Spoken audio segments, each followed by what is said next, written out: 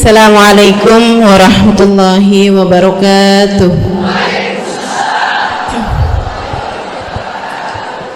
Alhamdulillah. Wassalatu wassalamu ala Rasulillah Muhammad ibn Abdillah wa ala alihi wa sahbihi wa man walah. Subhanaka la ilma lana illa ma 'allamtana innaka antal alimul hakim. Rabbi shrah li sadri wa yassir li amri wahlul 'uqdatan min lisani yafqahu qawli. Amma ba'du.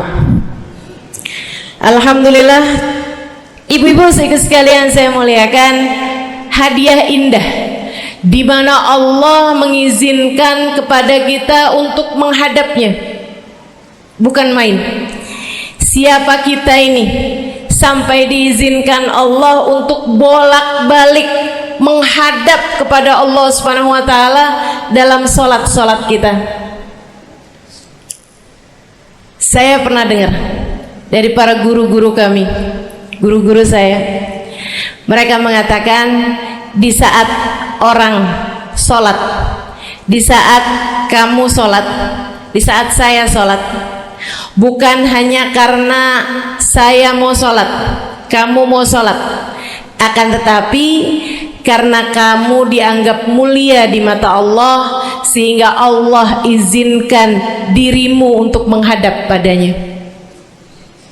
Ketika saya sholat, bukan hanya karena saya mau sholat, akan tetapi karena saya punya nilai di mata Allah, sehingga Allah izinkan kepada saya untuk menghadap padanya.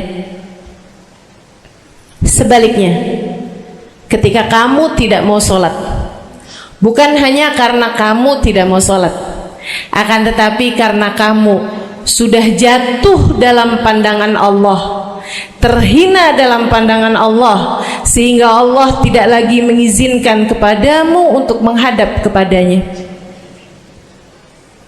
Ketika seseorang tidak sholat, bukan hanya karena dia tidak mau sholat, akan tetapi karena ia sudah tidak lagi bernilai di mata Allah, sehingga Allah tidak izinkan dia untuk menghadap padanya. Teman-teman, saudariku sekalian saya muliakan, kalau bicara tentang sholat nih teman-teman, ada 4 tingkatan, ada 4 kelas untuk kamu melihat sholatmu sudah ada di kelas yang mana. Kalau saya boleh bilang kelas teratasnya nih kelas bisnis, oke lah ya. Kelas bawahnya lagi kelas atasnya kelas eksklusif ya, kelas eksekutif. Terus bawahnya lagi kelas bisnis, bawahnya lagi kelas, tapi ada 4 kelas, bawahnya lagi kelas gerbong. Nggak naik dalam kereta nih ya. Kelas yang paling bawah kita bahas nih, kelas gerbong nih. Kayaknya naik di atasnya nih ya, gerbongnya.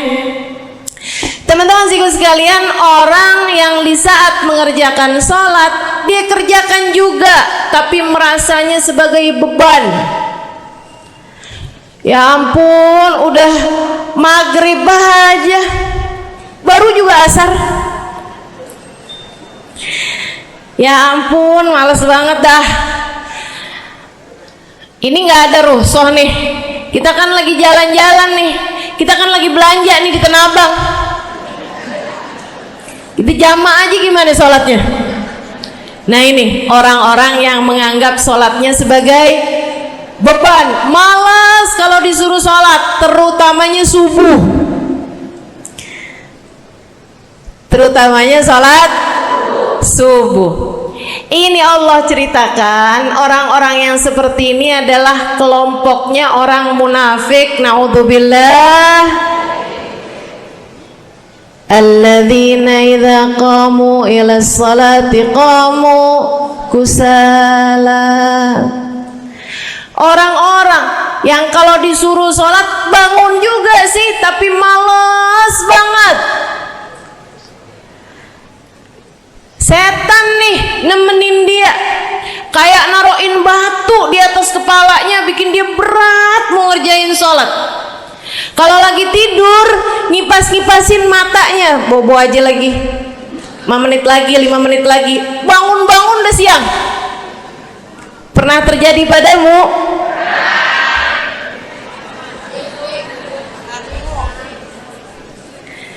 Jemur kunut. Bu, yang dijemur tuh jemuran aja, cucian aja. Jangan sampai jemur kunut. Kunutnya dijemur ya. Ketika ada seseorang yang disampaikan kepada Nabi Muhammad bahwasanya orang itu tidak bangun kecuali sesudah azan subuh, artinya enggak tahajud, artinya enggak bangun di sepertiga malam terakhir, bangunnya sesudah azan subuh. Nabi mengatakan padanya tentang orang itu. Nabi bilang pada para sahabatnya, inna syaitan bala fi udhunih. Itu adalah orang yang telinganya dikencingin sama setan. Pada pernah dikencingin setan? Kalau bangunnya habis azan tuh dikencingin setan. Kalau bangunnya udah terbit matahari dikencingin siapa kira-kira? Insyaallah. Teman-teman saudariku sekalian yang saya muliakan, alladzina idza qamu ila salati qamu kusala, malas bener kalau diajakin sholat, sampai sebagian sholatnya dikerjakan keluar dari waktunya. Yang seperti ini masuk dalam firman Allah Subhanahu wa taala, a'udzubillahi minasyaitonir rajim, fawailul lil musallin alladzina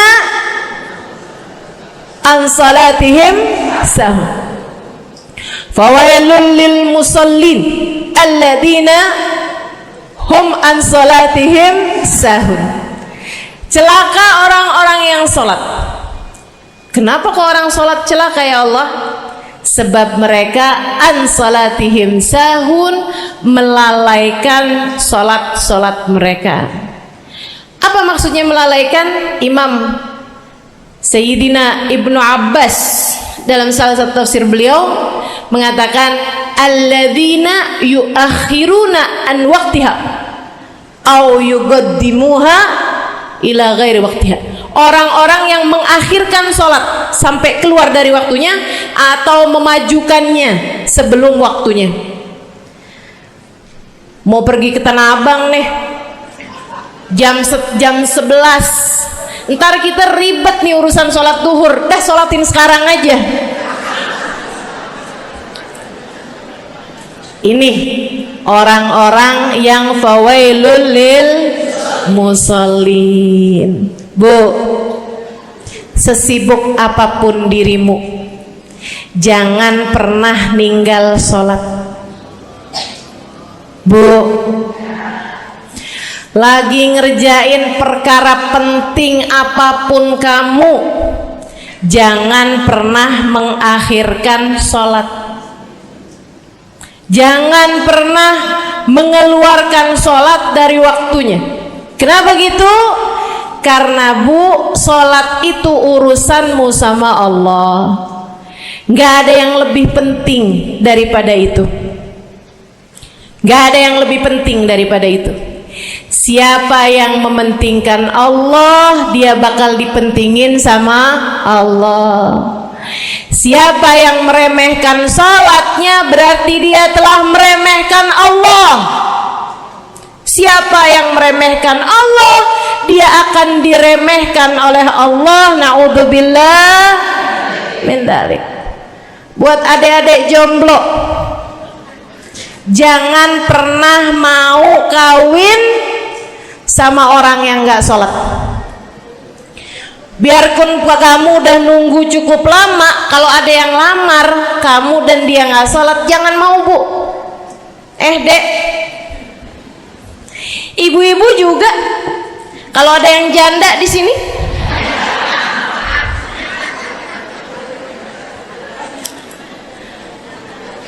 terus ada yang lamar kamu, Walaupun di garasinya ada kijang,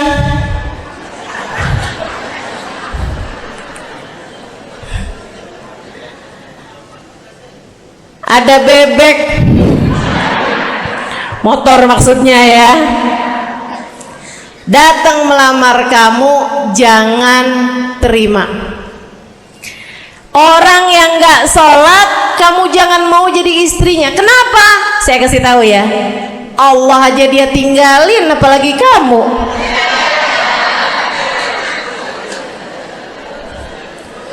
Allah aja dia tinggalin. Siapa yang tidak berguna baginya peringatan Allah, maka tidak akan berguna baginya peringatan dari siapapun.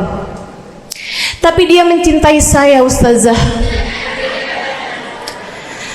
Dia mencintai saya cinta mati katanya. Sekarang tar tungguin setahun 2 tahun, cintanya hilang, tinggal matinya. Tapi dia mencintai saya luar biasa, Ustazah. Dia tak sanggup hidup tanpa saya. Itu namanya cinta monyet. Tungguin 2 tahun, cintanya hilang, tinggal.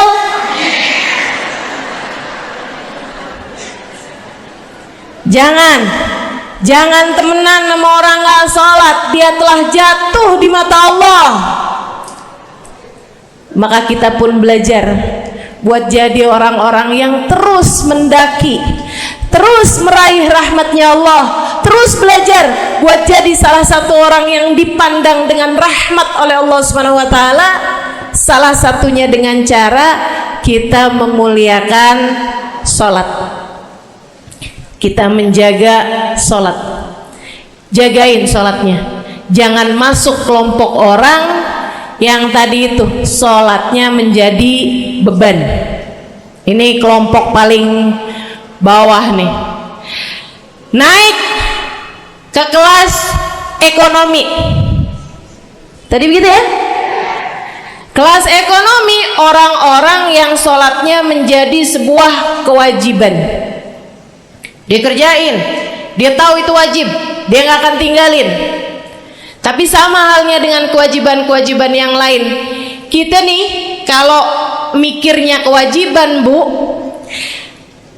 kalau nggak diwajibin lagi seneng, betul nggak? Masih ada kayak beratnya gitu ngerjain sholat.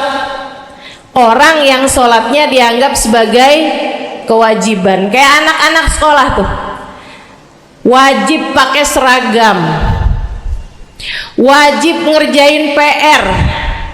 Kalau satu hari, besok enggak wajib pakai seragam. Ada nggak ya pakai seragam? Nggak ada.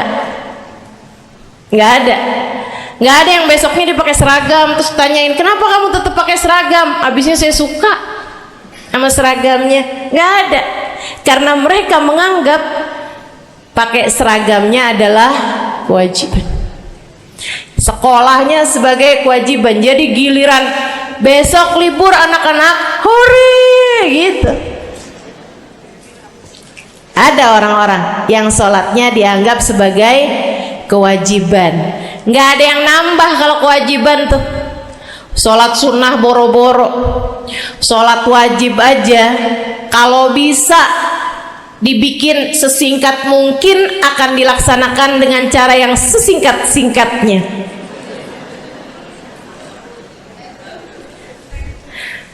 Habis ruku i'tidal sujud cepet bener ya. Malaikat raqib sama malaikat atid nih udah tahu aja kalau dia sholat. Habis ghairil maghdubi alaihim waladdallin, malaikat atid bilang sama malaikat raqib, kulhu, catat kulhu udah pasti.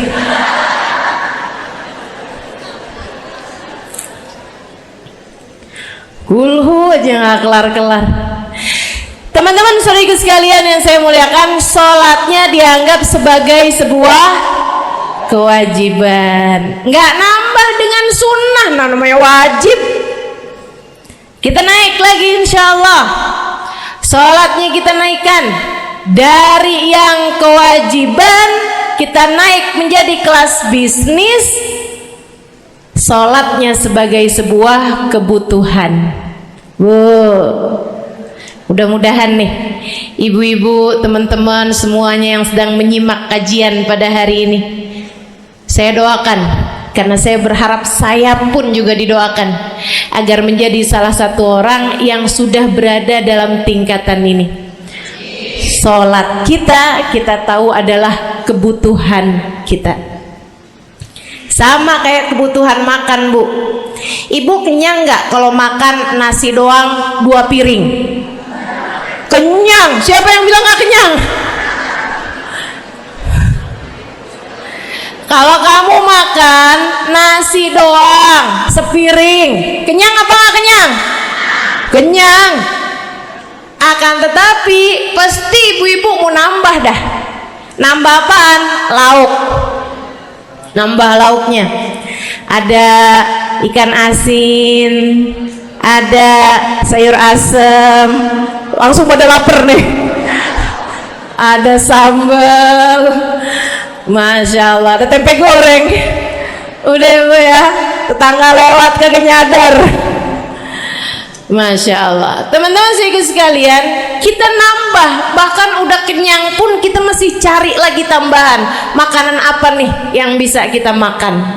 Karena kita tahu makan adalah sebuah kebutuhan kita. Kita perlu sama makan, kita butuh sama makan. Maka demikian pula dengan orang-orang yang sholatnya sudah dia tahu adalah sebagai sebuah kebutuhan. Cukup sih duhur 4 rakaat, dia nambah. Ada qobliyahnya, ada ba'diyahnya.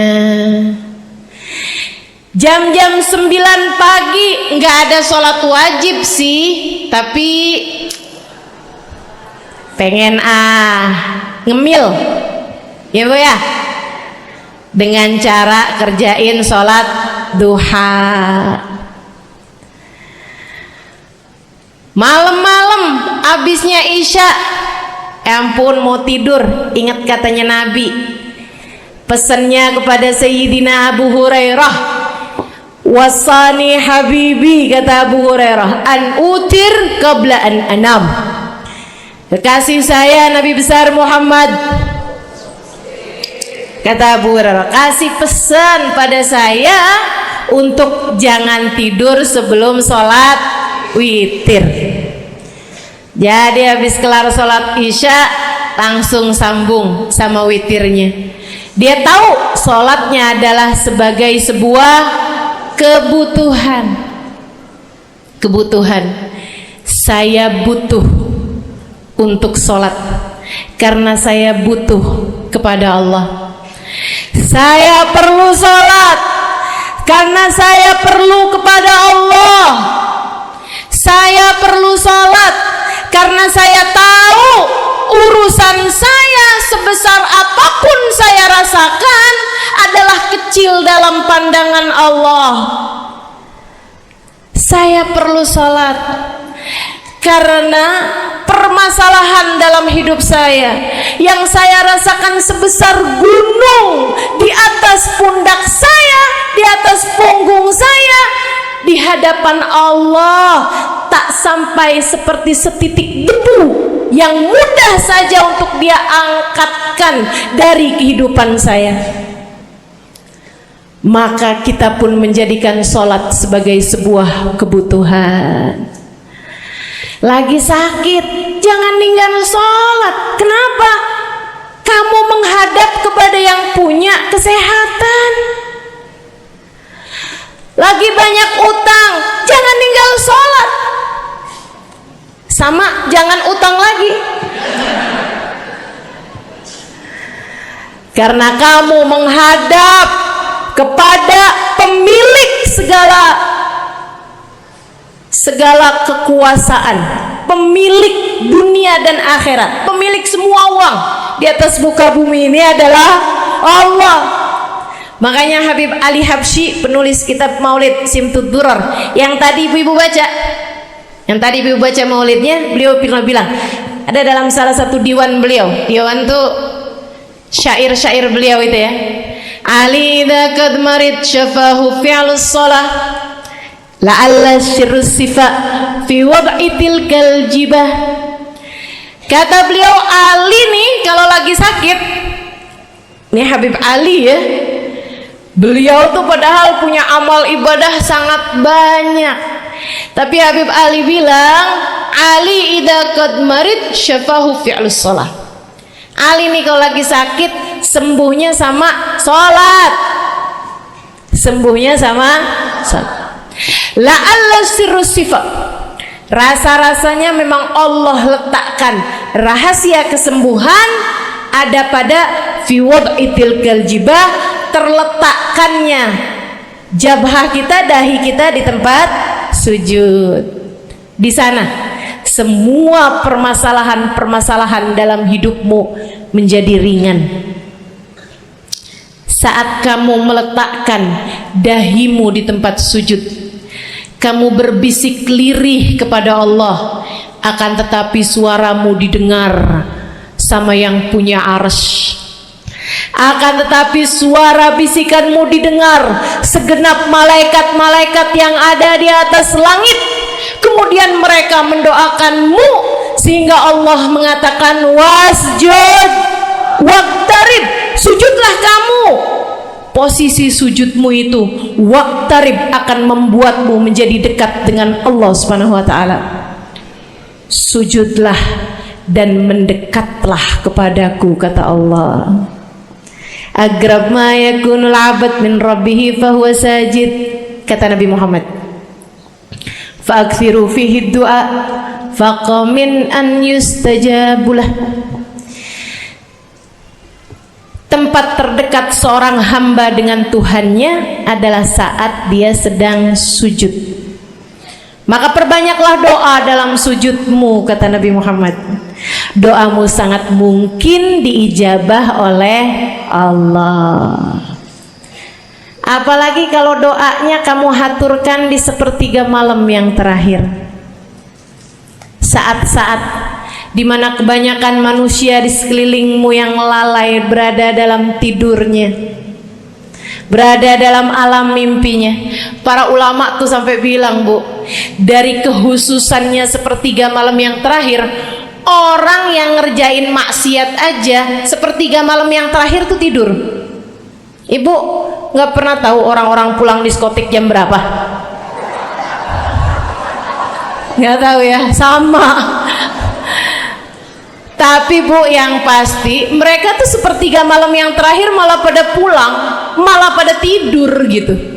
Orang maksiat aja itu sama Allah dibuat tidur tuh di jam-jam yang biasanya turun rahmatnya Allah. Allah mau milih, Allah mau milih nih mana nih hamba-hambaku, pilihan-pilihanku akan aku bangunkan untuk menghadapku. Kemudian Allah Subhanahu wa taala bertanya, hal min mustaghfirin, hal min taib, hal min talibi hajatin faunilahul matalib. Siapa nih diantara kalian yang lagi mohon doa, minta pertolongan, mohon ampunan, akan aku beri, kata Allah Subhanahu wa taala, sebab kalian meminta pada waktu yang paling aku suka. Kalau punya hajat minta. Kapan mintanya? Dalam sujud. Kapan sujudnya? Dalam sholatmu di sepertiga malam yang terakhir. Bu, ngelihat muka-mukanya pada punya hajat banyak-banyak nih. Gimana tahajudnya? Mudah-mudahan Allah jadikan kita salah satu di antara mereka yang menyibukkan diri di sepertiga malam yang terakhir, insya Allah. Sampai-sampai Bu ya, saya tinggal lama di kota Hadramut dulu. Orang-orang di Hadramut, orang awamnya, itu kalau mereka punya anak kecil umur 1 tahun, 2 tahun, 3 tahun tuh, punya anak bayi, balita gitu. Kalau mereka bangun di sepertiga malam yang terakhir, mereka akan membangunkan anak-anaknya walaupun buat main. Alasannya 2. Yang pertama, agar mereka terbiasa bangun di jam-jam segitu. Nantinya kalau besarnya mereka jadi udah kebiasaan bangun di jam segitu, gampang ngerjain tahajud. Alasan yang kedua, ibu-ibu sekalian, agar anugerah, karunia, rahmat, pemberian Allah yang Allah turunkan di sepertiga malam yang terakhir, anak-anak mereka pun berhak untuk mendapatkannya karena mereka tidak sedang dalam keadaan tidur dan dalam keadaan berjaga. Kan kebalik orang kita. Anak-anak kita, cucu-cucu kita kalau bangun jam segitu kita tidurin lagi, masih malam nak, masih malam. Mama masih ngantuk nak. Masya Allah. Ibu, saya punya ibunya guru saya. Saya punya guru salah satunya dan yang tercinta di hati saya, Sayyidil Habib Umar bin Hafid, guru saya. Beliau punya ibu namanya Hubabah Zahra, almarhumah, baru meninggal masa-masa deket pandemi ya Bu ya, baru aja beberapa tahun silam meninggalnya. Itu ibu-ibu sekalian punya anak kalau nggak salah 12, kalau nggak salah 12 anak beliau, laki-laki 5 kalau saya nggak salah ya, mohon maaf kalau saya salah. Kemudian yang perempuan 7, semuanya soleh-solehah, semuanya Bu jadi orang-orang yang luar biasa, yang terutamanya anak yang pertama yaitu Habib Ali Masyhur jadi mufti pada zamannya di Kota Tarim, sampai wafatnya beliau masih sebagai mufti. Mufti itu Bu, permasalahannya umat semuanya ada di meja beliau untuk beliau selesaikan. Anak yang laki-laki yang paling kecil, Al Habib Umar bin Hafid, menjadi, kita tahu semuanya ya, orang soleh, ulama, waliullah. Ibu-ibu sekalian, kita mau tahu nih anak-anak soleh-solehah semacam itu ibunya kayak gimana gitu. Karena Bu, mohon maaf, walaupun memang Nabi Nuh, nabinya udah soleh, anaknya nggak soleh, kan begitu ya, ada juga sih, tapi secara mayoritasnya Bu, buah jatuhnya tak jauh dari emaknya begitu, anaknya kurang lebih begitu. Anaknya begitu, emaknya biar kita nggak lihat kita udah bisa ngebayangin kayak apa orangnya. Ibu-ibu sekalian, ini anak-anaknya Hubabah Zahra, Masya Allah semuanya. Kita mau tahu ibunya kayak gimana. Satu cerita aja tentang Hubabah Zahra. Ibu-ibu sekalian, anaknya cerita, Hubabah Zahra, Umi, anak perempuannya, dia bilang seumur hidupnya nggak pernah ninggal tahajud. Bu,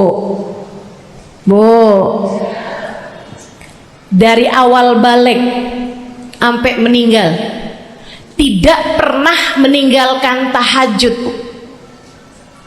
Jauh banget ya. Sama siapa? Tahajud semalam, seminggu libur. Kelakuan siapa tuh? Hubabah Zahra nggak pernah ninggal tahajud kecuali satu malam. Satu malam itu beliau tuh lagi ada hajat besar, maksudnya lagi kayak ada acara pernikahan, kemudian beliau juga kelelahan, kecapean, baru tidurnya juga jam-jam 2, jam-jam mau jelang pagi Bu ya, kelewatan tahajud. Bangun pas azan subuh, ibu beliau bangun dengan gemeteran. Beliau bangun dengan menggigil padahal nggak musim dingin. Beliau bangun, azan, innalillahi wa inna ilaihi rajiun, azan, astagfirullah, ya Allah, astagfirullah, azan, ya Allah, ampuni Zahra ya Allah, ampuni Zahra ya Allah. Anaknya cerita, hari itu aku tidak pernah melihat ibuku berlelehan air mata sepanjang hari lebih daripada hari tersebut. Hari itu kami melihat ada seorang perempuan berlelehan air mata beristighfar memohon ampun kepada Allah karena satu malam dalam hidupnya beliau meninggalkan tahajudnya, teman-teman. Masya Allah, Masya Allah. Tiap kali makan inget gitu, ya ampun tadi malam gak tahajud, samihni ya Rab, samihni ya Rab, sampai gak enak makan. Insya Allah, Insya Allah. Mudah-mudahan Allah jadikan keagungan sholat ada dalam hati kita. Sholat kita jadi kebutuhan. Insya naik tingkat eksekutif, teman-teman. Tadi saya ulangin lagi dah, karena ibu-ibu kan suka rada lupaan. Kelas yang paling bawah, kelas apa tadi? Gerbong. Menjadikan sholatnya sebagai beban. Kelas berikutnya menjadikan sholat sebagai kewajiban. Naik lagi menjadikan sholat sebagai kebutuhan. Tingkat terakhirnya ada hamba-hamba tercinta di sisi Allah yang menjadikan sholat mereka sebagai sebuah hiburan dalam hidupnya, hobi dalam hidupnya. Diawali, dicontohkan oleh baginda kita Nabi besar Muhammad yang mengatakan dalam hadis sahihnya, wa ju'ilat qurratu aini fis shalah, wa ju'ilat qurratu aini fis shalah. Dijadikan, kata Nabi Muhammad, Allah telah menjadikan, dijadikan li untukku qurrat aini, kesenanganku dalam kehidupan, kebahagiaanku ada pada, hobiku ada pada as-shalah, salat. Nabi itu orang yang kesenangan beliau, hobi beliau adalah salat. Kana idza faza'ahu amrun alada ila shalah. Kata para sahabat meriwayatkan, Nabi kalau lagi dengar kabar-kabar yang gak enak segera menuju kepada salat. Nabi kalau udah ada kabar-kabar Rasul pasukan kita terkalahkan di medan peperangan, Nabi ngelihat Bilal. Kemudian Nabi Muhammad nanya, udah dekat waktu sholat Bilal? Sebentar lagi Rasul, arihni biha ya Bilal, arihni biha ya Bilal. Yuk Bilal, sampaikan diri saya Bilal, tolong hibur diri saya Bilal. Segera azan dan kita akan sholat bersama-sama wahai Bilal. Kesenangan beliau, hobi beliau dalam sholat, dalam hidup adalah sholat. Teman-teman saya sekalian, bukan hanya Nabi Muhammad, tapi para sahabat-sahabat Nabi Muhammad, tapi para tabi'in, para tabi'it tabi'in. Saudaraku sekalian saya muliakan, Sayyidina Umar bin Khattab alaihi ridwanullah, karena idza ja'ahu hal, apabila beliau dalam keadaan hatinya lagi khusyuk, hatinya lagi nyambung banget sama Allah Subhanahu wa taala, kalau mau sholat sunnah manggil orang. Beliau sholat dalam masjid, ada orang mau sholat sunnah, ada orang lagi baca Quran, dipanggil sama beliau, kamu saya bayar ya, kamu duduk sebelah sini saya nih, baca Qurannya deketan saya sini, kamu saya bayar. Buat apaan wahai Sayyidina Umar? Buat negur saya, ngingetin saya lagi sholat nih. Oh usah dibayar Tuan. Yaudah kalau gitu kamu duduknya sebelah sini ya. Tugas saya apa Tuan? Kalau kamu lihat saya sholat berdirinya kelamaan, ingetin saya buat ruku. Kalau kamu lihat ruku saya kelamaan gak bangun-bangun, ingetin saya buat bangun. Kalau kamu lihat sujud saya kelamaan, ingetin saya buat duduk. Karena saya sekarang ini kalau lagi berdiri baca Al-Quran lupa buat ruku. Dari nikmatnya bacaan Quran beliau. Baik Tuan, sholat, baca Fatihah, habis itu baca Quran, surat Al-Quran, dapat selesai satu, kok masih enak, baca lagi, masih enak lagi, baca lagi, yang sebelah beneran nih gak ruku-ruku. Beliau berdiri kemudian bilang, Tuan ruku, gak kedengeran. Beliau berdiri deketin telinganya, Tuan ruku, belum kedengeran juga, ruku, Allahu Akbar. Sayyidina Umar bin Khattab. Tabi'in, Sayyidina Ali Zainal Abidin. Pernah lagi sholat, rumahnya kebakaran, teman-teman. Sholat sunnah di waktu malam, rumahnya kebakaran. Orang-orang pada teriak-teriak, Tuhan, harik, nar, ya ibn binti Rasulillah, wahai anak dari cucunya Nabi Muhammad, Tuhan, ada api di sekitarmu, Tuhan, kebakaran, Tuhan, kebakaran. Allahu Akbar, sami Allahu liman hamidah. Enggak lihat apa-apa. Habis selesai sholat baru lihat, kebakaran nih rupanya. Orang-orang pada bilang, kami sudah mengingatkanmu Tuhan. Apa jawab beliau? Al-hadni an-narul kubro. Di depan saya ada api yang jauh lebih besar, api neraka. Saya nggak lihat api sekecil ini. Masya Allah. Saudaraku sekalian yang saya muliakan, para ulama Allah Subhanahu wa taala. Terakhir saya mau ceritakan Sayyidil Habib Abu Bakar As-Sakran, penulis Wirid Sakran. Kalau teman-teman pernah tahu, beliau, saudaraku sekalian saya muliakan, dapat julukan As-Sakran, orang yang mabuk. Karena mabuk kepada Allah Subhanahu wa taala. Beliau pernah satu waktu kena penyakit di punggungnya. Beliau kemudian tanya sama dokter, kata dokter, wah ini nih penyakit mesti diangkat, mesti dioperasi. Ya udahlah, operasiin saya. Disuguhin 1 gelas khamr di waktu yang telah ditetapkan untuk jadi waktu operasi. Apa ini? Khamr, minuman keras. Zaman itu belum ada obat bius. Dia bilang, ini buat apa? Khamr ini Tuhan, minuman keras, ya, agar engkau nggak sadar. Jadi enak gitu kita ngoperasinya. Dia bilang, saya mau dengan kesehatan saya kepengen ngerjain taat kepada Allah. Saya nggak mau. Saya dapetin kesehatan saya dengan cara mengerjakan yang diharamkan Allah, yaitu minuman keras. Saya nggak perlu ini. Waduh, kalau gitu nggak bisa dioperasi Tuhan. Kenapa soalnya? Ya nanti kan kesakitan, nanti susah operasinya gitu. Oh gampang. Kalau kalian pengen bikin saya nggak sadar, nggak perlu minuman keras. Terus gimana? Operasikan kalau saya sedang sholat. Maka mulailah dokter-dokter udah pada siap. Beliau lagi sholat sunnah ya Bu ya, Allahu Akbar gitu. Mulai dokter buka baju belakangnya, mulai Bu digunting kulitnya, digergaji tulangnya. Beliau Bu mukanya meringis saja enggak.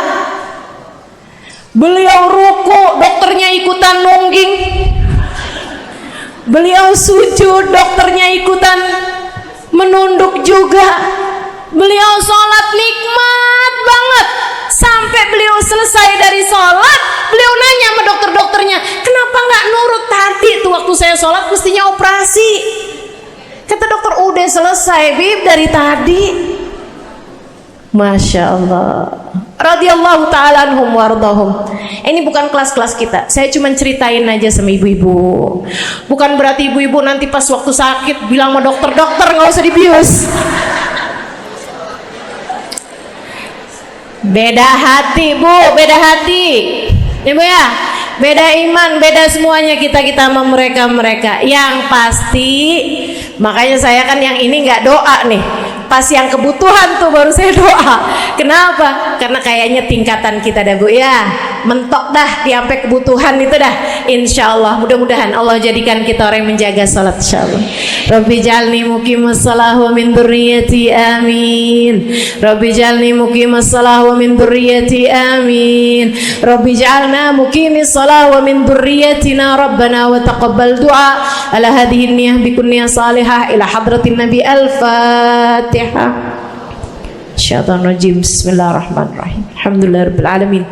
Ar-Rahmanir-Rahim. Maliki yaumiddin. Iyyaka na'budu wa iyyaka nasta'in. Ihdinas siratal mustaqim. Siratal ladzina an'amta 'alaihim ghairil maghdubi 'alaihim waladdallin. Amin. Taqabbalallahu minna wa minkum. Taqabbal ya karim. Sama-sama kita hormati, kita sayangi segenap keluarga besar dari Majelis Ta'lim Raudhatul Aliyah di bawah pimpinan Ibu Ayu Komaladewi Kita doakan semoga beliau beserta segenap keluarganya senantiasa dalam limpahan rahmat ridha Allah Subhanahu wa taala. Juga kita doakan Ustazah Nabilah Al-Haddad sebagai pengasuh di majelis ta'lim ini, sebagai pimpinan di majelis ta'lim ini, Bu Ayu dan Ustazah Nabilah sekeluarga semuanya insyaallah senantiasa dalam pandangan kasih sayang Allah SWT. Panjangkan umurnya, disehatkan badannya, dimudahkan urusannya, kabulkan hajatnya, semakin dicinta Allah SWT dan Rasulnya. Para ustadzah, para hubabah, para syarifah, para pimpinan pondok pesantren, para pimpinan majelis ta'lim, yang mudah-mudahan semuanya dalam limpahan rahmat ridha Allah Subhanahu wa taala, serta tentu saja semua yang hadir di majelis ini, baik ibu-ibu, kakak-kakak, adik-adik, anak-anak, yang mudah-mudahan semuanya dirahmati Allah, disayang Allah, dibahagiakan Allah, diistiqomahkan jalannya menuju ridha Allah Subhanahu wa taala, insyaallah diistiqomahkan jalannya menuju surga Allah Subhanahu wa taala. Amin ya rabbal alamin. Qul amantu billah thumma istaqim, kata Nabi Muhammad sallallahu alaihi wasallam kepada seorang pemuda yang meminta nasihat, ya Rasulullah ausini, wahai Rasul tolong nasihati aku. Kita kalau ketemu orang mulia jangan minta duit, Bu.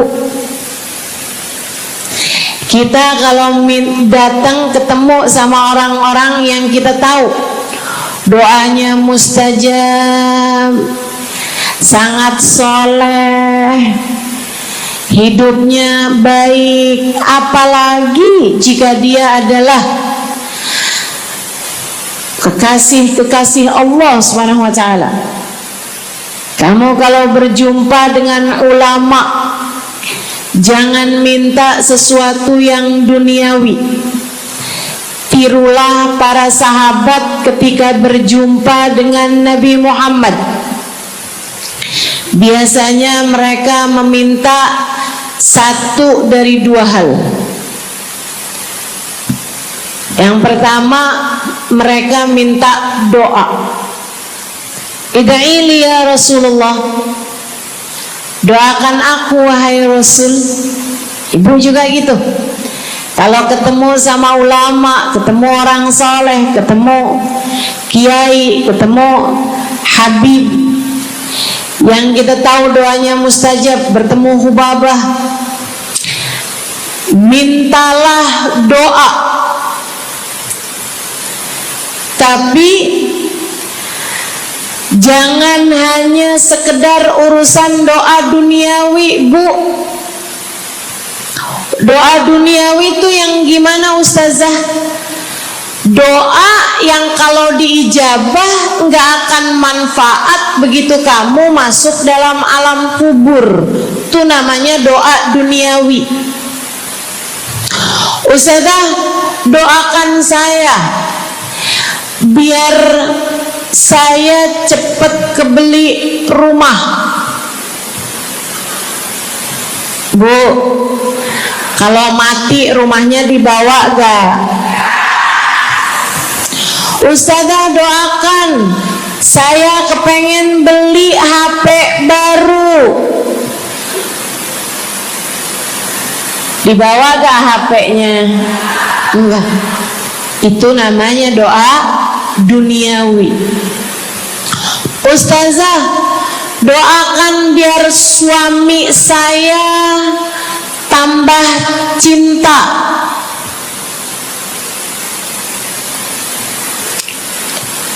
Kalau mati suaminya dibawa gak Bu? Walaupun kamu mau, dia gak bakalan mau Bu.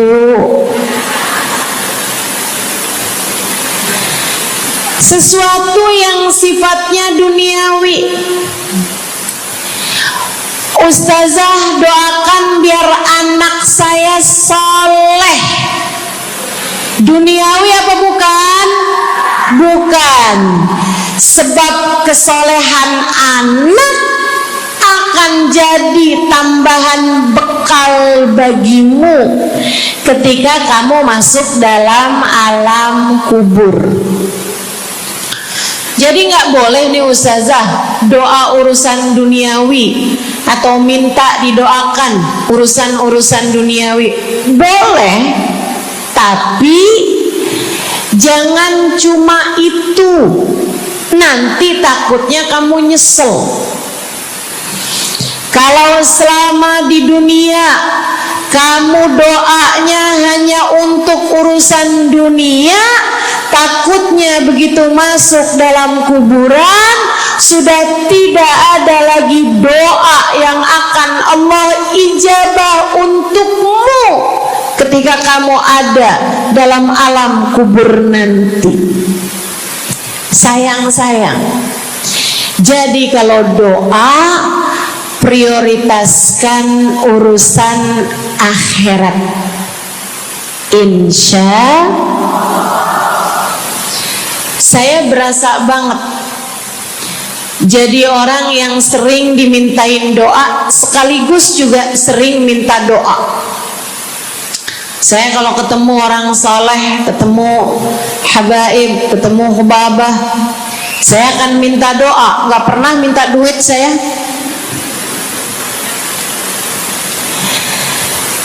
Ida'ili ya hubabah, ida'ili ya habib.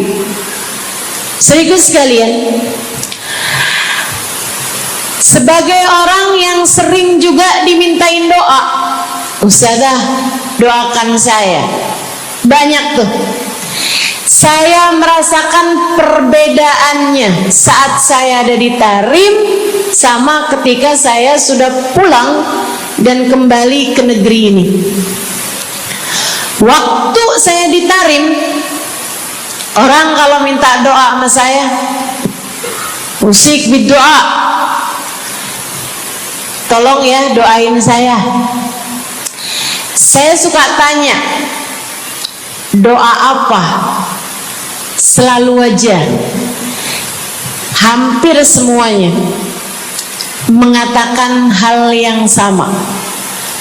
Ida'ili bihusnil khatimah. Doakan saya biar husnul khatimah.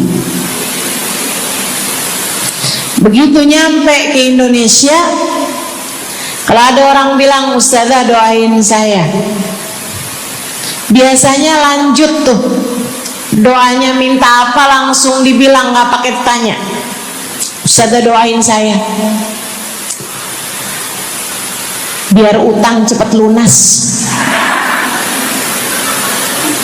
Ustazah doain saya biar cepat dapat jodoh. Ustazah doain saya biar jadi orang kaya.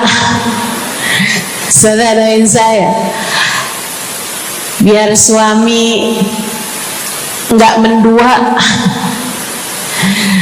Ya Allah, ternyata kebanyakan orang kita kalau minta doa seringnya urusan duniawi.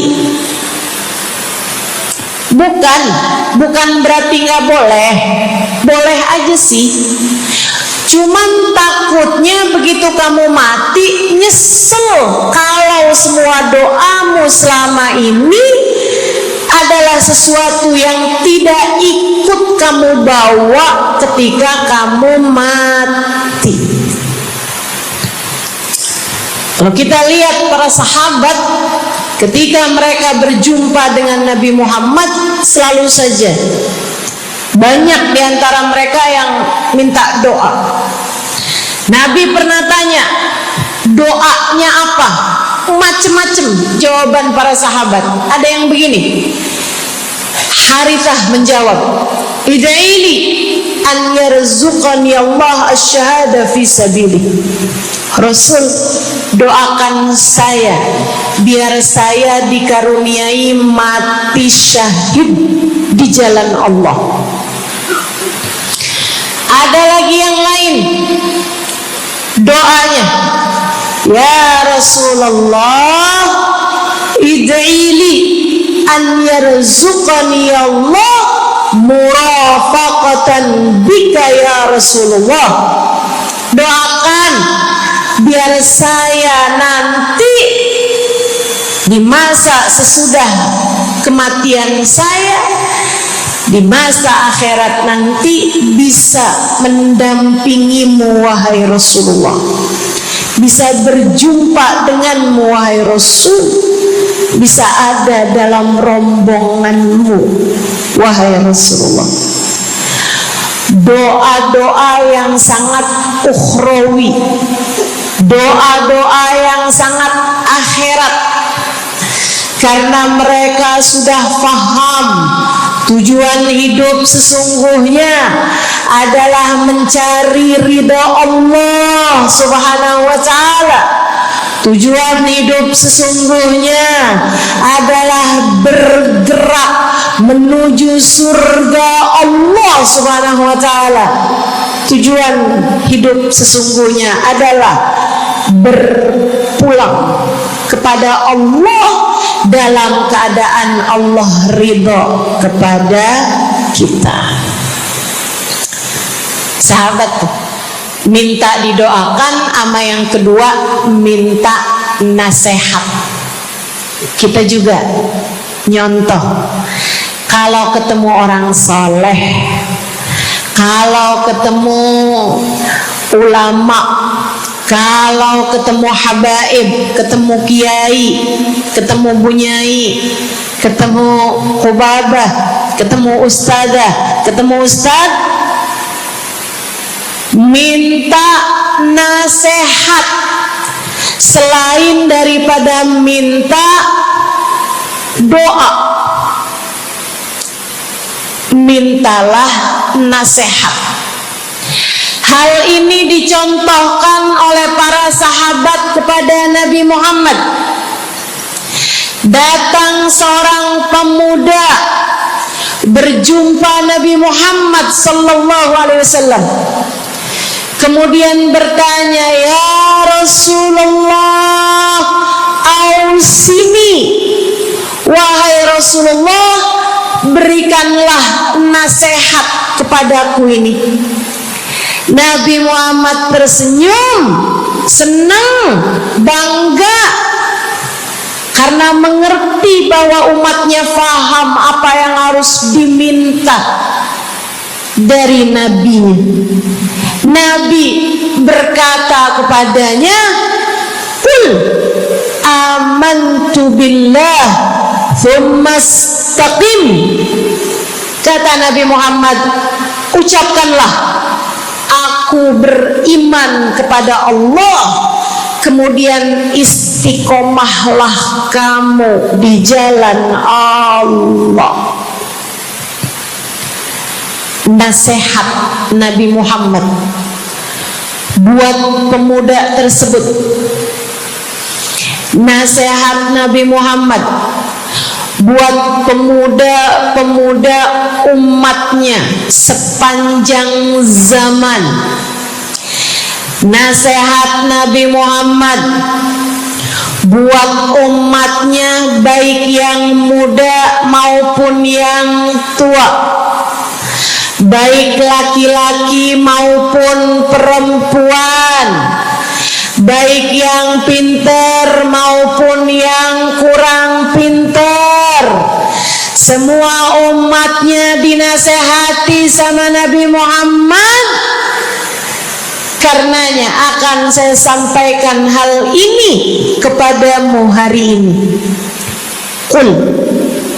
Quli, ucapkanlah, amantu billah, aku beriman kepada Allah. Tsumastaqimi, kemudian istiqomahlah kamu, wahai saudariku, di jalan Allah. Katakanlah, aku beriman kepada Allah, kemudian istiqomahlah.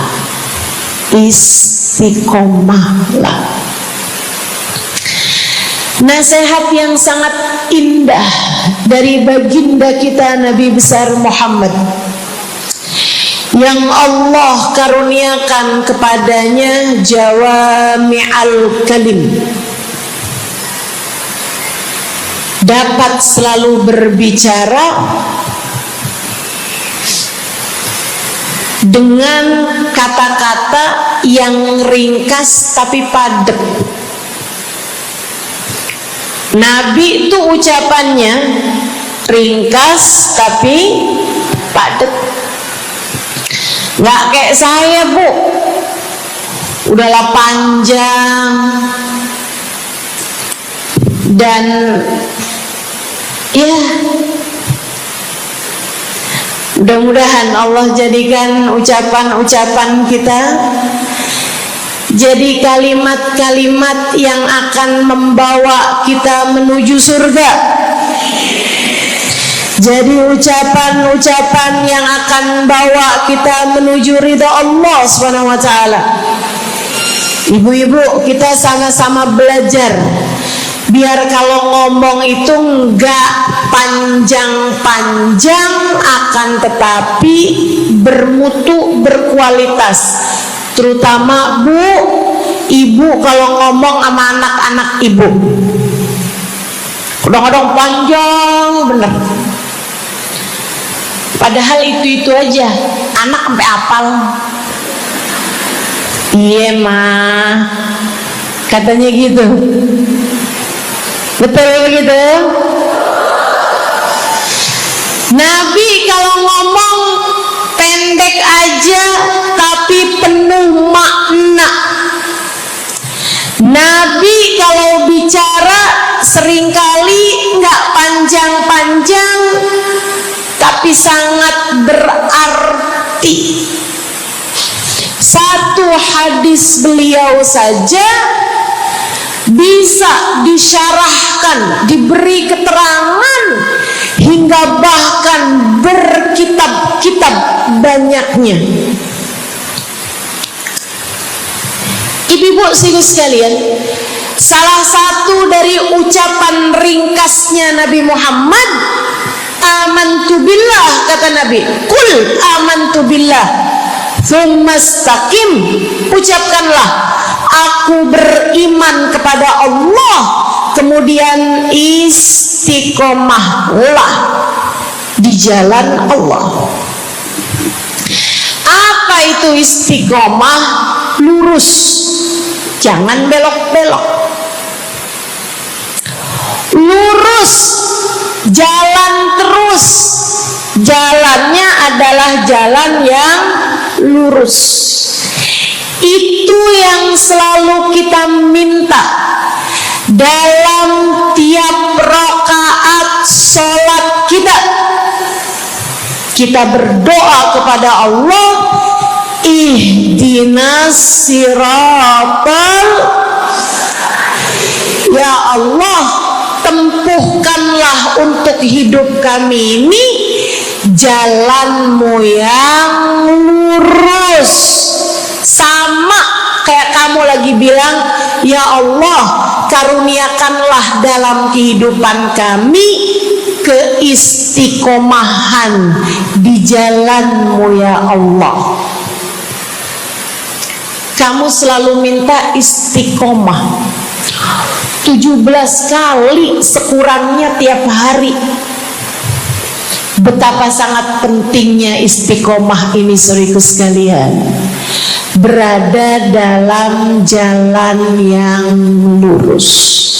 Saya mau bahas jalan lurus yang dimaksud ini apa aja. Satu, kamu harus lurus imannya.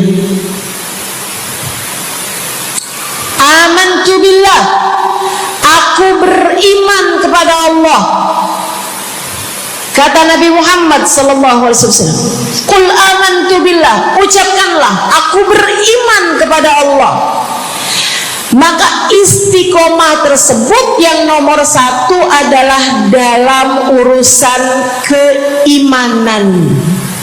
Bu, Kak, Dek, Nak, yang lurus imanmu. Iman yang lurus tuh yang gimana, Ustazah? Iman yang lurus adalah memahami dua kalimat syahadat yang menjadi pintu gerbang keimananmu. Orang kalau masuk Islam, dia jadi orang yang beriman. Dia mengucapkan kalimat syahadat. Apa itu? La ilaha illallah. Yang pertama. Yang kedua, Muhammad Rasulullah. Tidak ada Tuhan selain Allah. Itu harus kamu miliki dalam hatimu secara lurus, istiqomah. Gak ada Tuhan selain Allah. Jangan hari ini Tuhannya Allah, besoknya Tuhannya duit. Apapun aja yang disuruh sama duit, yang ada duitnya, yang haram-haram pun diterjang. Lah kenapa begitu? Saudaraku sekalian, qul amantu billah, ucapkan aku beriman kepada Allah. Aku faham arti la ilaha illallah. Tidak ada Tuhan selain Allah. Tidak ada yang mengatur kehidupan selain Allah. Tidak ada yang memberi rezeki selain Allah. Maka berimanlah kepada Allah. Kalau ada istri bilang sama suaminya, kalau kamu nanti pulang bawa duit, ahlan wa sahlan, selamat datang. Tapi kalau kamu pulang nanti nggak bawa duit, silakan tidur di luar.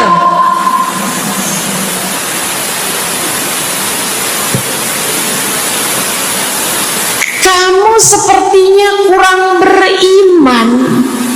Kamu lupa bahwa pemberi rezeki bukan suamimu, melainkan yang ngasih rezeki itu cuma satu, Bu. Namanya bukan pekerjaan, bukan atasan, bukan pemerintah. Yang ngasih rezeki cuma Allah Subhanahu wa ta'ala. Maka berimanlah atas hal itu. Jangan nyalahin si ini, nyalahin si itu. Imanmu benerin. Imanmu benerin. Banyak orang saya liatin itu suka pada repot urusan rezeki. Banyak banget. Di dunia ini nih banyak yang suka repot urusan rezeki. ngejar dunia habis-habisan, ngejar duit segala macam cara, sampai omongannya nggak jadi omongan orang beriman.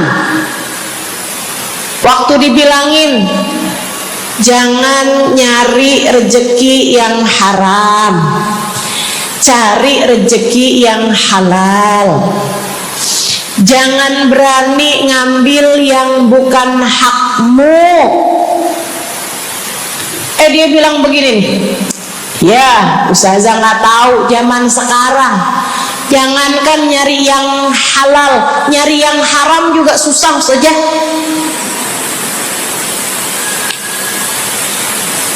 Itu omongan orang nggak beriman. Kamu mesti ngerti dulu, kalau yang kamu minta adalah urusan rezeki, dengerin. Kalau yang kamu minta urusan rezeki, kamu harus datang kepada alamatnya. Yang sering kali membuat kamu setengah mati urusan rezekimu, sampai mau-maunya menghinakan diri, minta-minta sama orang, berharap dari orang. Seorang ibu berharap dari anaknya, seorang istri berharap dari suaminya. Saudariku sekalian, yang seringkali membuat kamu tersiksa urusan rezeki adalah karena kamu salah alamat. Kamu salah alamat. Kamu sedang tersesat jalan. Kamu sedang salah arah. Makanya jadinya kemana-mana kamu nggak nemu. Orang alamatnya aja salah. Ini kalau kamu mau ke Kubah Emas, tapi kamu perginya ke Taman Mini, nyampe apa nggak nyampe? Dapat apa enggak majelisnya? Nggak dapat. Kenapa? Salah alamat. Yang dicari Kubah Mas, kamu perginya ke Keong Mas. Nggak nyampe, nggak dapat. Saya kasih tahu padamu, alamat rezekimu ada pada Allah. Alamat rezekimu ada pada Allah. Alamat rezekimu ada pada Allah. Maka berimanlah kepadanya, fahamilah arti la ilaha illallah. Tidak ada Tuhan kecuali Allah. Gak ada yang ngasih rezeki selain kamu. Lagi sakit, kamu mau nyari obat, saya kasih tahu alamat obatmu. Alamat yang bisa menyembuhkanmu hanya satu, namanya urusan rezeki. Allah sudah bilang, huwar razzaq dzul quwwatil matin. Allah lah satu sang pemberi rezeki. Allah lah satu sang pemilik kekuatan sejati. Jadi kamu kalau mau nyari rezeki, datanglah ke alamatnya, datanglah kepada Allah. Kamu lagi mau nyari kesehatan, jangan salah alamat. Datanglah kepada sang pemilik kesehatan. Alamatnya yaitu Allah yang telah mengatakan فإذا مرضت فهو يشفين. Katanya Nabi Allah Ibrahim, apabila saya sakit, maka hanya Allah lah yang maha menyembuhkan. Berarti nggak boleh pergi ke dokter gitu Ustazah? Silahkan pergi ke dokter, pergi ke apotik, datang kepada orang yang doanya mustajab, minta didoakan. Tapi semua hanyalah sebab, semua hanyalah wasilah. Sang penyembuh sejati adalah Allah. Saudariku sekalian yang saya muliakan, kalau kamu merasa saya lemah Ustazah, gak punya kekuatan, kalau kamu merasa saya bodoh Ustazah, saya tidak mengerti di mana alamat ilmu, di mana alamat pengetahuan. Bu, Kak, Nak, anak-anak nih yang masih lagi belajar di pondok pesantren, yang masih lagi belajar di mana-mana, saya kasih tahu padamu, alamat ilmu ada pada Zat yang Maha Satu, namanya Allamal insana malam ya'lam. Allah lah yang mengajari manusia apa yang tidak dia ketahui. Pengen dapat ilmu, datanglah kepada Allah. Pengen punya kekuatan, datanglah kepada Allah. Saya udah tua Ustazah, saya janda pula Ustazah, saya nggak punya kekuatan Ustazah. Kekuatanmu hanya ada pada Zat yang Maha Satu, Allah Subhanahu wa Ta'ala. Datanglah selalu padanya. Imanmu jangan biarkan ia naik turun. Imanmu biarkan ia kokoh di dalam hatimu. Jangan percaya kalau ada yang bilang kekuatan ada pada uang. Jangan percaya. Percaya hanya satu aja, kekuatan ada pada Allah. Jangan percaya orang bilang kekuatan ada pada kecantikan. Kalau kamu cantik, kamu kuat, suamimu gak akan kemana-mana. Jangan percaya, Bu. Percaya hanya satu aja, kekuatan ada pada Allah Subhanahu wa Ta'ala. Kamu takut terjadi hal-hal yang buruk bagimu, bagi anak-anakmu. Kamu kepengen ada yang jaga. Ibu nggak usah pusing-pusing mau nyari bodyguard, nggak usah pusing-pusing mau sewa security, pengamanan, sebab sang pemberi keamanan hanya satu, namanya wallahu ya'simuka minan nas. Hanya Allah satu yang dapat menjagamu dari kejahatan manusia. Qul a'udzu birabbin nas.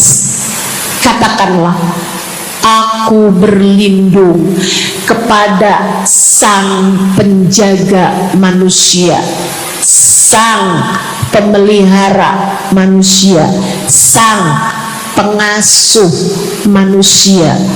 Allah Subhanahu wa ta'ala. Berimanlah padanya, istiqomahlah. Bu, gak ada yang bisa bikin orang meninggal selain Allah. Gak ada. Tapi dia ditabrak orang, Ustazah. Kalau gak ditabrak dia gak bakalan mati. Kamu kebalik. Justru karena dia harus mati, Allah jadikan dia ditabrak. Jelas? Ini imannya mesti yang benar nih. Jangan kamu kira ini ada dokter malpraktek sehingga dia kemudian meninggal dunia. Jangan kamu kira karena salah minum obat dia mati. Bukan, ibu-ibu sekalian, justru karena dia harus mati, karenanya kemudian ketemu sama dokter yang malpraktek lah, ketemu sama obat yang salah lah. Itu hanya sebab kematiannya itu sendiri. Allah udah bilang, idza jaa ajaluhum la yastakhiruna sa'atan wa la yastaqdimun. Apabila datang ajal seseorang, gak ada siapapun yang bisa memajukan barang semenit pun, gak ada yang bisa memundurkan meski sesaat sekalipun. Gak ada. Emang udah kepastiannya. Waktunya mati ya mati, Bu. Gak ada yang bisa menghidupkan, sekaligus tidak ada yang bisa mematikan selain Allah. Itu artinya istiqomah dalam iman. Tapi tunggu dulu, sebelum saya lanjutkan istiqomah yang lain. Selain beriman kepada Allah, kamu juga harus beriman kepada Nabi Muhammad. Kamu harus beriman kepada Nabi Muhammad. Beriman bahwa beliau adalah, a'udzubillahi minasyaitonir rajim, qul innama ana basyarum mithlukum yuha ilayya. Dua-duanya harus seimbang. Innama ana basyarum mithlukum, tapi juga yuha ilayya.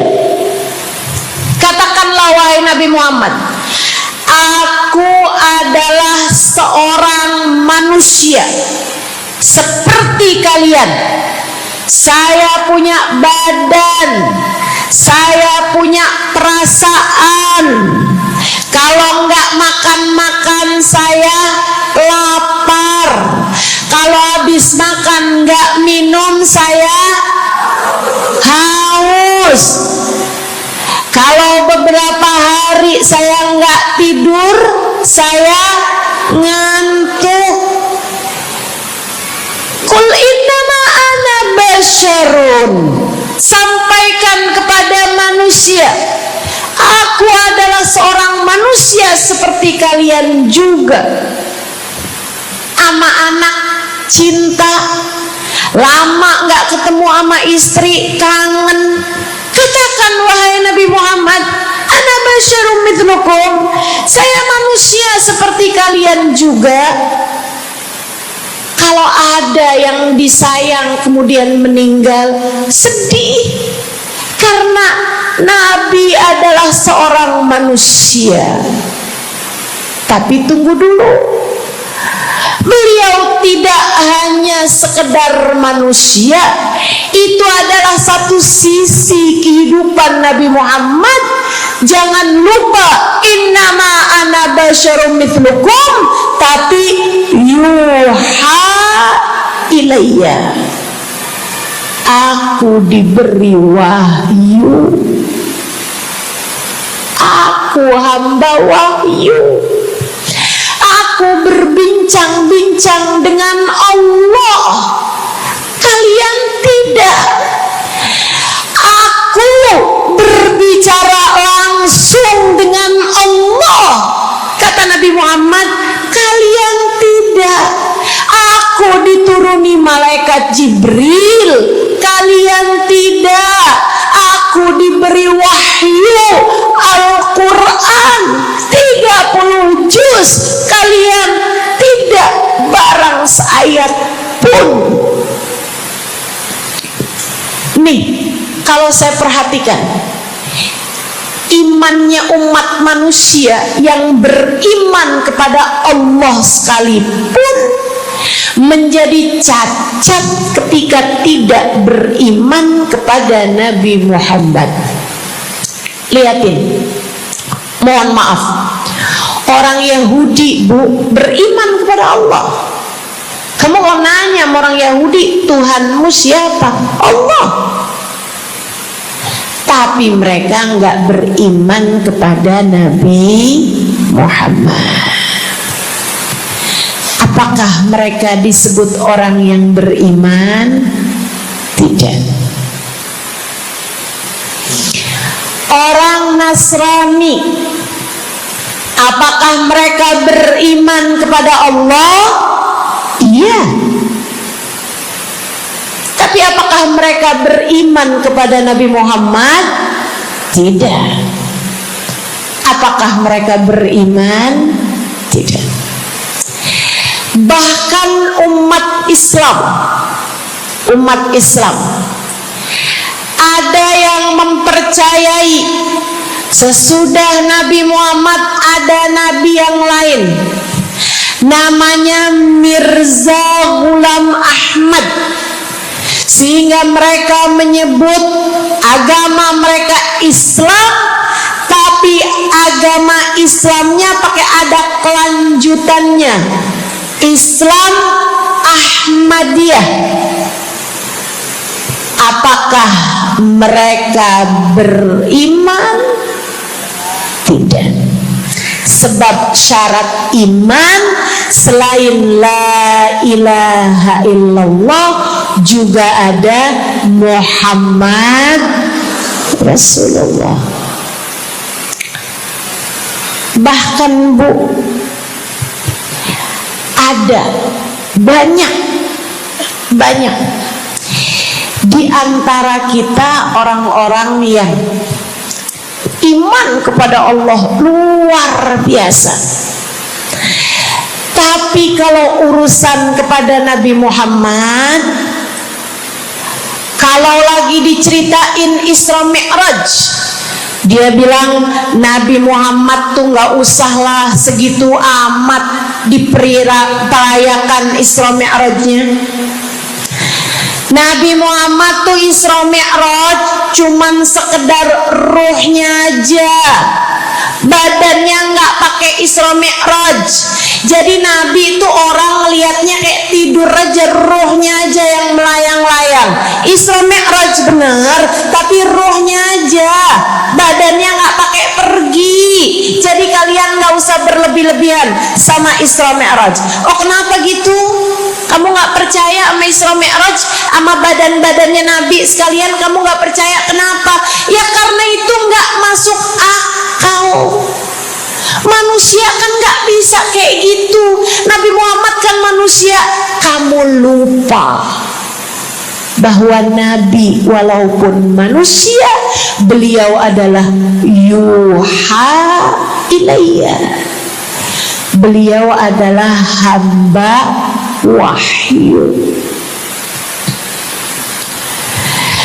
Ketika diceritakan tentang mukjizatnya Nabi Muhammad, yang bisa memperbanyak makanan, bahkan ada ghazal, ada rusa yang berbicara dengan Nabi Muhammad, ada unta yang sujud kepada Nabi Muhammad, ada pohon yang datang kepada Nabi Muhammad dengan mencabut akarnya, kemudian berjalan dengan akarnya menuju Nabi Muhammad.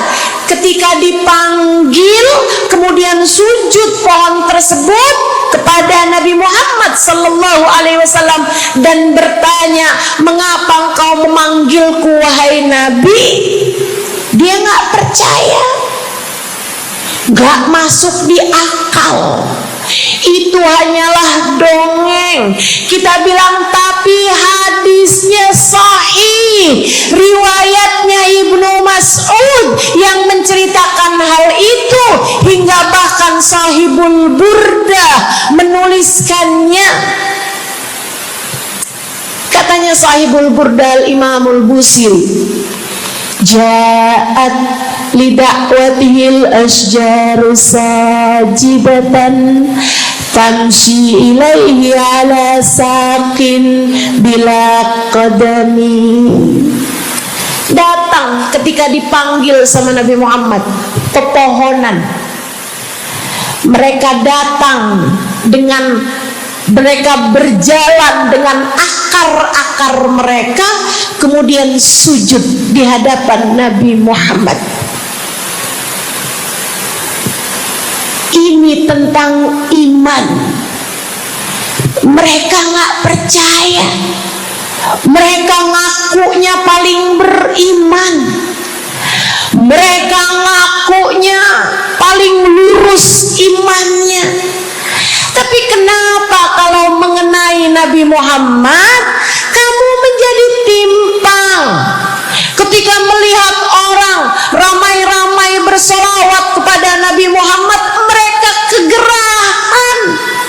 Ketika melihat orang-orang ramai datang ke majelis-majelis maulid, merayakan, bergembira atas lahirnya Nabi Muhammad, mereka kegerahan sampai mereka bikin GAM.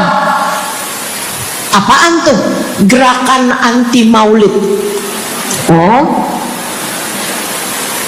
ada lagi mereka menyebut diri mereka GAS. Apaan tuh? Saya tanya. Gerakan anti solawat lah. Kenapa kamu kegerahan sama Nabi Muhammad? Hah?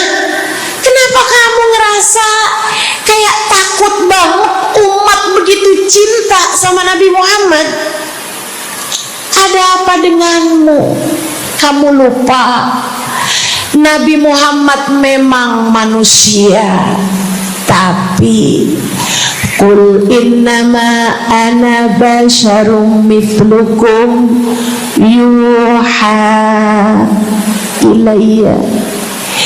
Jangan pernah pisahkan Nabi, meskipun beliau seorang manusia seperti kita, tapi beliau adalah hamba wahyu. Beliau adalah hamba wahyu. Kamu gerah banget orang bersolawat sama Nabi Muhammad. Ada masalah apa sama kamu? Kamu gerah banget orang baca maulid Nabi Muhammad. Bahkan ada orang-orang yang ngaku paling Islam, tapi gerah banget ngelihat orang berziarah ke makam Nabi Muhammad. Ada masalah apa sama kamu? Yang bermasalah bukan kami umat Nabi Muhammad. Yang bermasalah adalah imanmu. Sebab ketika kita diminta beriman kepada Nabi Muhammad, jangan hanya fokus kepada kemanusiaan Nabi Muhammad, fokuslah pula kepada beliau sebagai hamba wahyu.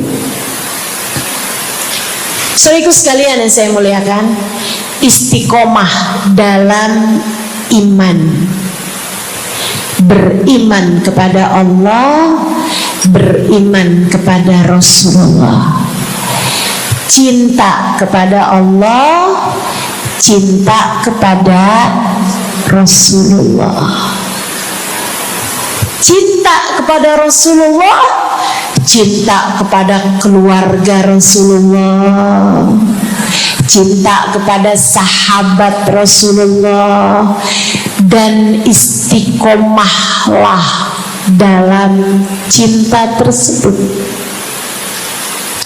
Jadi istiqomah menuju ridha Allah yang pertama adalah istiqomah dalam iman. Yang kedua, istiqomah dalam taat. Bu, Kak, istiqomah dalam taat. Kamu disuruh sholat,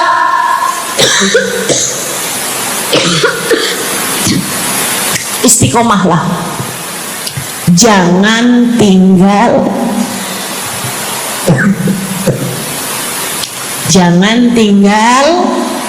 sholat.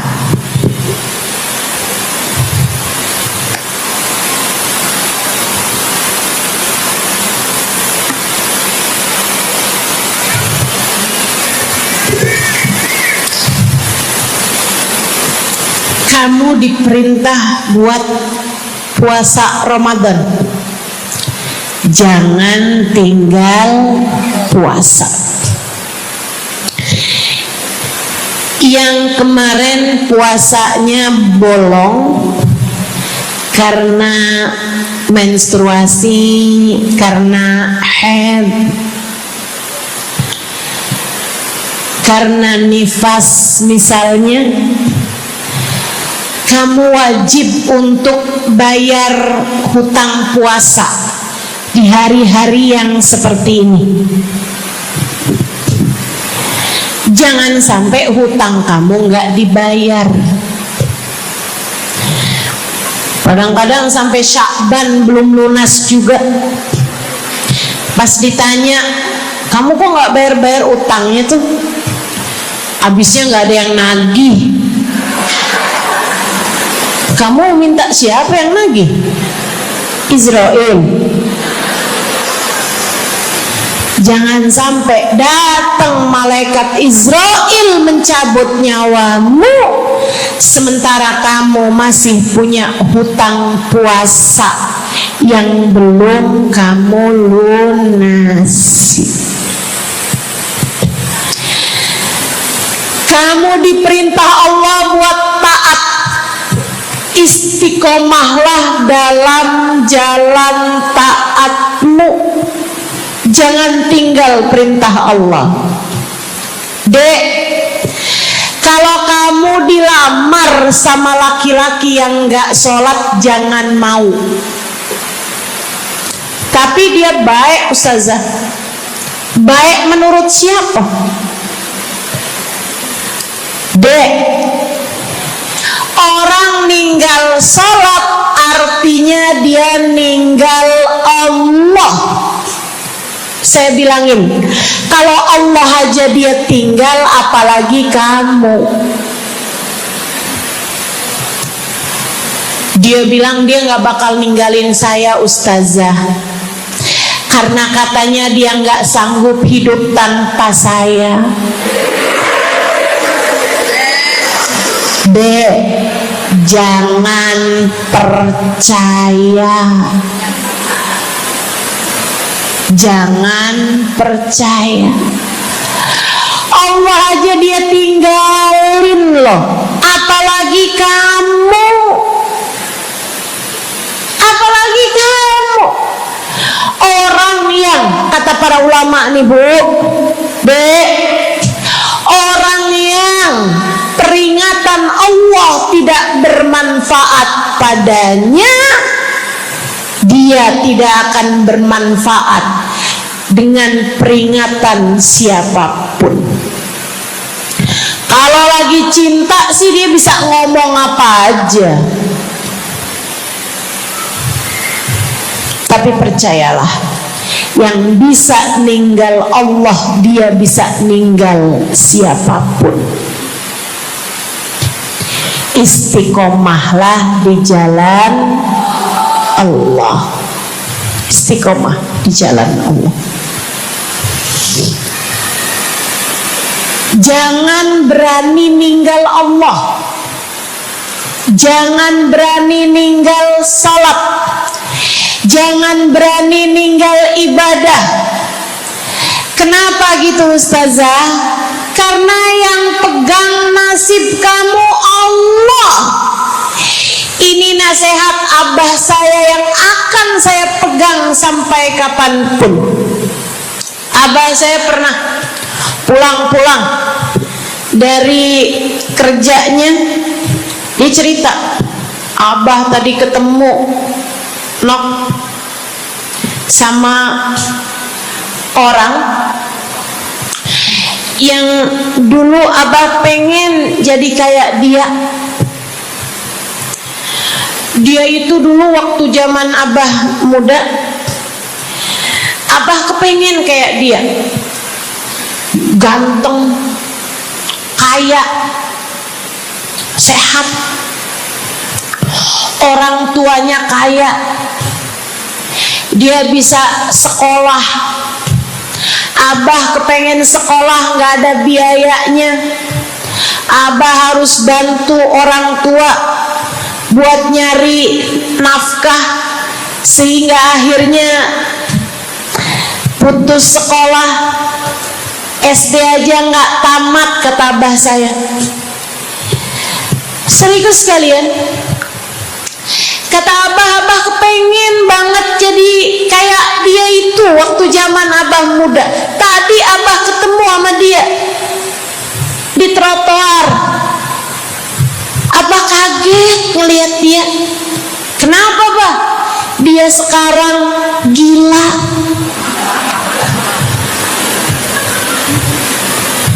Jadi orang gila di trotoar. Abah pas liatin mukanya kayak kenal nih.